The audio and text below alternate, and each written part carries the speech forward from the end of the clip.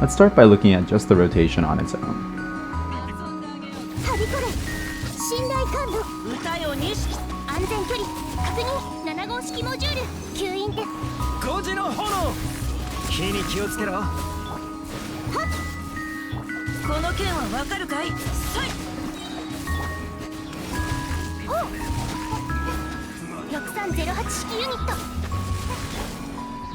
That completes one full rotation, which lasts a little over 20 seconds. When I see that Traveler's Burst is ready to use again, I restart the rotation with her skill. Now let's take a closer look at the rotation and break down the different interactions that are going on. We open the rotation with Traveler's skill followed by her burst. The burst gives us a consistent source of AoE dendro damage, which gives us 1/2 of the formula needed to trigger Bloom and create dendro cores.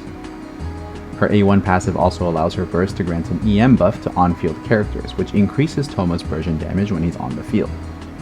Lastly, I'm using the Deepwood set on Traveler, which causes her abilities to decrease the enemy's dendro res. This will further boost Thoma's Burgeon damage, since Burgeon does deal dendro damage. Next, we use Xingqiu's burst, which acts as a consistent source of hydro damage, completing the other half of the Bloom formula. The hydro damage from his burst applies only on normal attacks, so it's important to weave in normal attacks in between your skills from this point on. The other important thing his burst achieves is to infuse Traveler's Burst with hydro, increasing its range.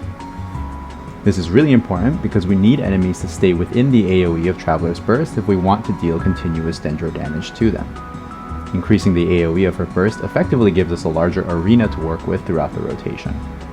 Lastly, I'm also using the Instructor set on Xingqiu, which increases the party's EM when he triggers a reaction, such as Bloom. This EM buff is useful especially on Thoma, whose Burgeon reactions will deal more damage the more EM he has. Next, we use Sucrose's skill and burst. Her burst will pull in not only the light enemies nearby, but also the dendro cores that we've been generating. This creates a really nice position where all the enemies and dendro cores are stacked on top of each other so that we can get the most out of Burgeon's AoE damage. Hitting enemies with Sucrose's abilities also increases the party's EM by a percentage of her own EM, which again increases Thoma's Burgeon damage. Finally, we bring Thoma onto the field and use his burst and skill. The initial cast of his burst deals pyro damage around him, which detonates all of the dendro cores, triggering Burgeon reactions and dealing massive AoE damage. The damage dealt by Burgeon is a fixed base amount based on the triggering character's level. This base damage is then multiplied by some factor based on the triggering character's EM. I have a decent amount of EM on Thoma to begin with thanks to his artifact pieces and his Kitane Crossspear. On top of this, we also have the EM buffs from Traveler's A1 passive, Instructor's 4P set effect, and Sucrose's A4 passive. The end result is that we end up with a massive amount of EM on Thoma, and this translates to his Burgeons dealing at least 500% more damage. Aside from triggering the initial set of Burgeon reactions, Thoma's burst also causes our normal attacks to deal AoE pyro damage. This allows us to continue triggering Burgeon reactions through the rest of our rotation, even when Thoma's not on the field. That was kind of the climax of our rotation where our damage output is highest.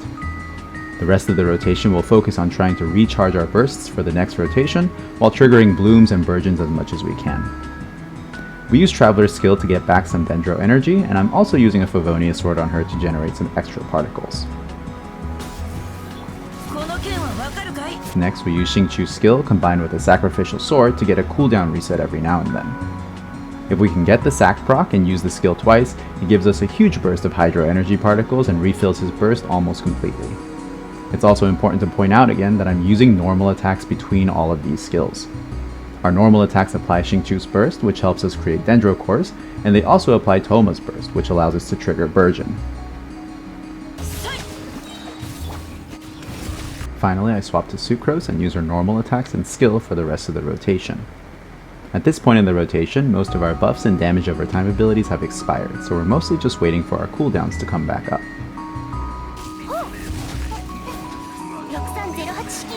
When Traveler's Burst is back off of cooldown, that's our sign that we can start the second rotation. As we go into our second rotation, one important thing to call out is that Thoma's Burst is still active, which means our normal attacks will still deal AoE pyro damage. Once Traveler's Burst is on the field, make sure not to use any normal attacks and just go straight into Xingqiu's Burst to infuse it with Hydro as quickly as possible.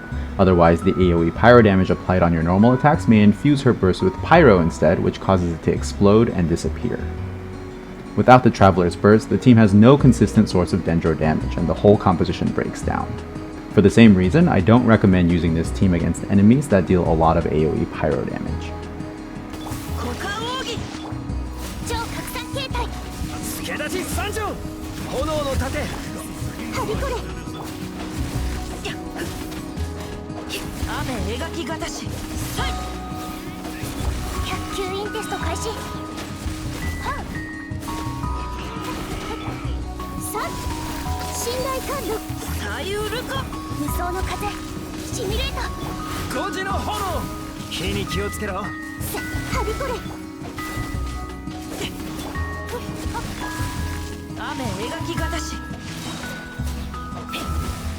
Builds will follow right after this, and they're also in the video description. As always, thank you so much for watching.